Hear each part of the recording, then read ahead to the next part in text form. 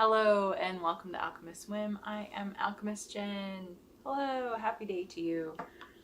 I was working on my floor pillow and then I realized that I had this really cool thing to share with you. I was going to record this later and then have more things, more progress, but I ran into a stroke of random, luck, in a sense, with pin clipping. So I had this awesome fabric. Last night I was showing you how I was clipping over the edge, and then I was like, wait a second, I'm doing this all wrong.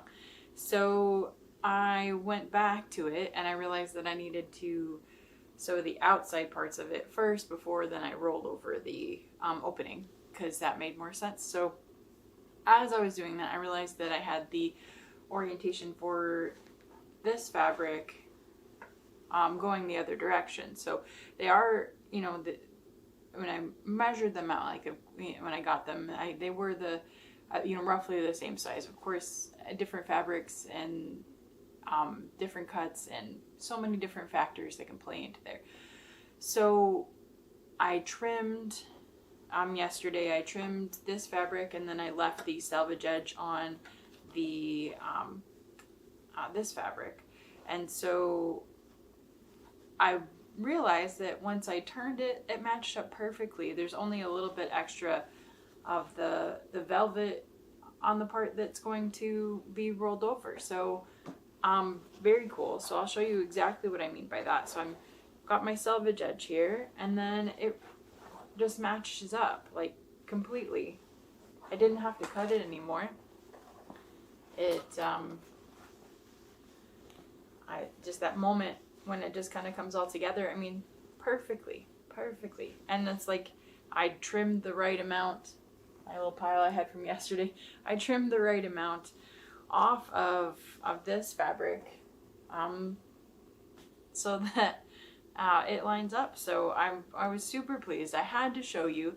And then the corners, what I'll do is just kind of fold over and then do a stitch, so that way there's not like a weird little pocket. I might end up just cutting that part off too, but that's my process there. So really cool. And the reason I kept the strips of the other fabric is because it'll help me make sure I have my tension without actually sewing into this other fabric first. It'll help me see, and when I start to fold it over and do the quadruple thick section, that I have the right tension, and that's why I keep the extra little strips there.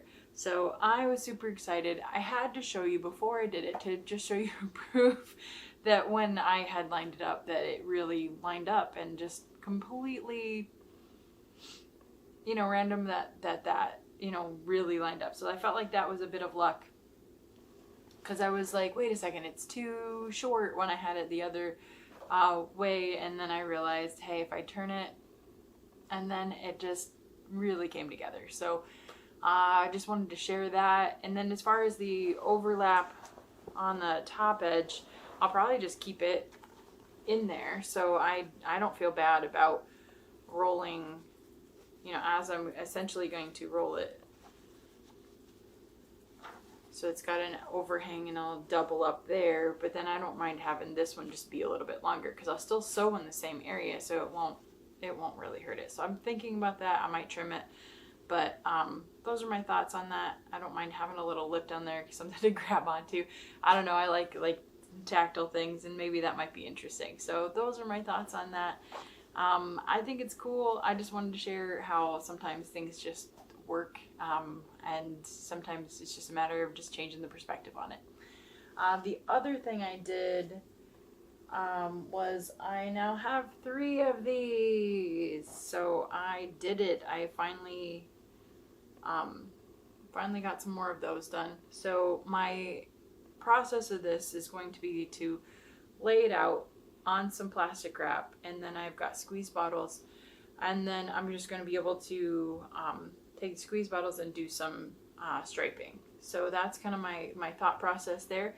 And then I will take that plastic wrap, roll it all up, make a nice little bundle, and then stick it in the steamer. So that will generate that heat. It doesn't have to, it's already wet with the dye in there, so the water from the dye that's going to be squeezed on there is going to be penetrating the fabric, because that's how that part works. And then you're heat setting it. I'll be heat setting it with in the steamer basket. So it just needs the heat because it already has the liquid and the dye.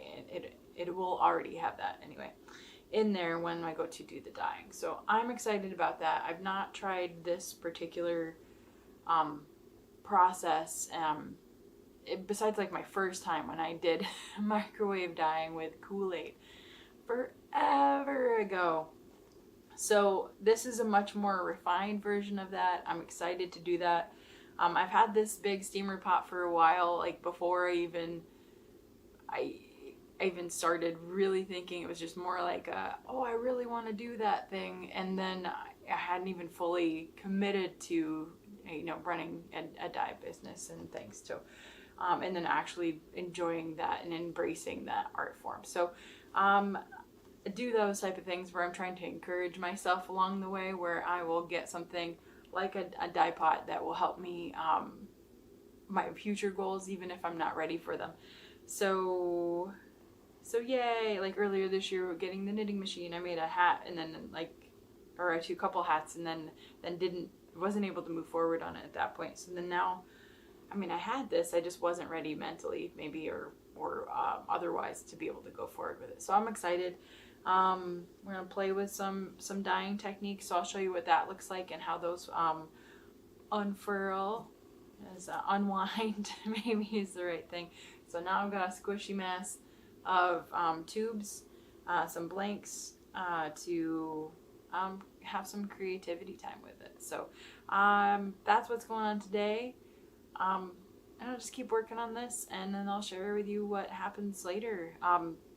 So for the floor pillow, I'll work on the outside seam of the outside part of the pillow, and then probably do the opening seam as well too. So after I do the opening seam, then I will go ahead and reinforce the sides, because I want them to be extra strong. I talked about this a little yesterday, that it's furniture foam inside the pillow, so it's going to expand with air. So when you sit on it, it's going to push that air out. So I want strong seams, something that's going to be durable. The liner is Kona cotton, so it's a nice quilting fabric. It's made for blankets, a little thicker, and then the weave is really tight. So I think that will it'll still allow air to be released from it, but it'll also be able to handle that pressure change as well too. I know I think about sciencey things even in like sewing and things. So that's just what's going on there. So I just wanted to share. Thank you for joining me. I hope you have a super fantastic day, and then we'll see where the whim takes us tomorrow. Toodaloo.